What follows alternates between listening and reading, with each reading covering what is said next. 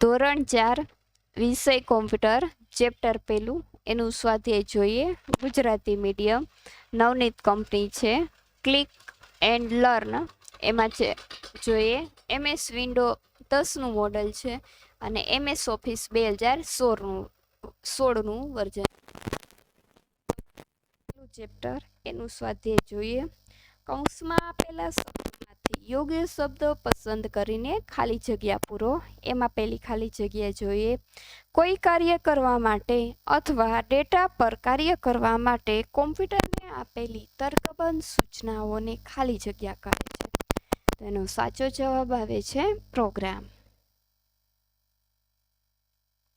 તો આપણે પ્રોગ્રામની નીચે લાઈન કરશું. બીજું, કોમ્પ્યુટરમાં એન્ટર કરાતા ડેટાને ખાલી જગ્યા કહે છે. પ્રોગ્રામ કે ઇનપુટ? જવાબ આવે છે ઇનપુટ. ત્રીજું, ઇનપુટ ડેટા પર પ્રોસેસિંગ કર્યા પછી કોમ્પ્યુટર જે માહિતી આપે છે તેને ખાલી જગ્યા કહે છે. ઇનપુટ કે આઉટપુટ? તો સાચો જવાબ આવે છે આઉટપુટ. ચોથું, પ્રોગ્રામ પ્રમાણે કોમ્પ્યુટર ઇનપુટ પર જે કાર્ય કરે છે તેને ખાલી જગ્યા કહે છે. પ્રોગ્રામ કે પ્રોસેસિંગ? તો જવાબ આવે છે પ્રોસેસિંગ. પાંચમું, ખાલી જગ્યા એ ઇનપુટ ડિવાઇસ છે. સાચો જવાબ આવે છે કીબોર્ડ. છઠ્ઠું, પ્રિન્ટર એ ખાલી જગ્યા ડિવાઇસ છે. ઇનપુટ છે કે આઉટપુટ છે? તો એનો સાચો જવાબ આવે છે પ્રિન્ટર છે. એ કેવું ડિવાઇસ છે કે આઉટપુટ? આઉટપુટની નીચે આપણે લાઈન કરીશું.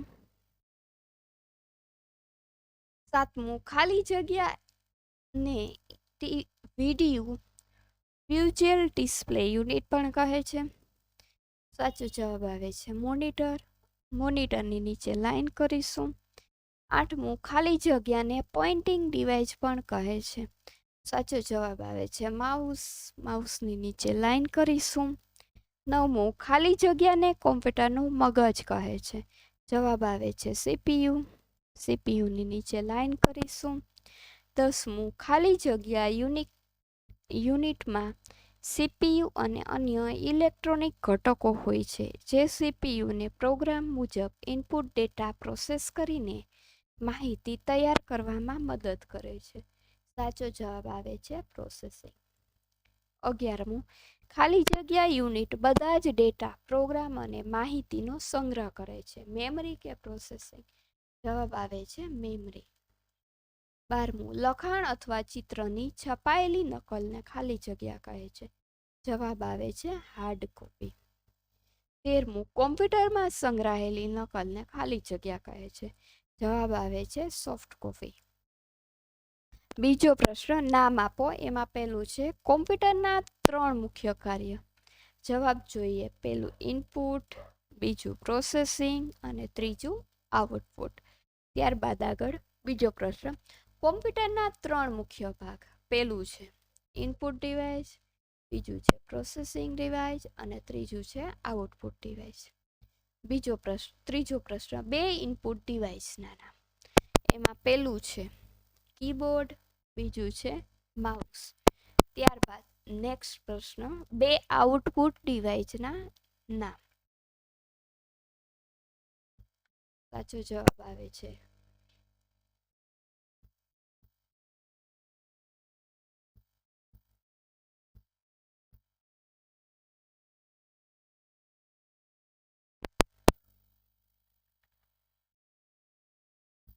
મોનિટર અને પ્રિન્ટર.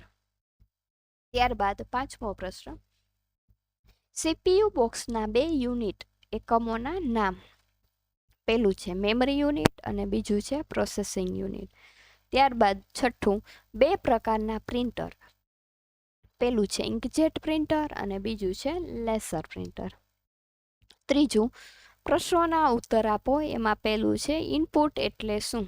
જવાબ આવે છે કોમ્પ્યુટરમાં એન્ટર કરાતા ડેટાને ઇનપુટ કહે છે. તે અંકો, અક્ષરો, ચિત્રો, ધ્વનિ કે પછી અહીંયા આવે આ શબ્દ પાછી વધારાનો છે, કાનો વધારાનો, પછી સૂચનાઓ પણ હોઈ શકે છે. આઉટપુટ એટલે શું? બીજો પ્રશ્ન, ઇનપુટ ડેટા પર પ્રોસેસિંગ કર્યા પછી કોમ્પ્યુટર જે માહિતી આપે છે તેને આઉટપુટ કહે છે. ત્રીજું, પ્રોસેસિંગ એટલે શું? જવાબ આવે છે, આપેલી સૂચનાઓ પ્રોગ્રામ પ્રમાણે કોમ્પ્યુટર ઇનપુટ પર જે કાર્ય કરે છે તેને પ્રોસેસિંગ કહે છે. ચોથું, પ્રોગ્રામ એટલે શું? જવાબ આવે છે, કોઈ કાર્ય કરવા માટે અથવા ડેટા પર કાર્ય કરવા માટે કોમ્પ્યુટરને આપેલી તર્કબદ્ધ ક્રમબદ્ધ સૂચનાઓને પ્રોગ્રામ કહે છે.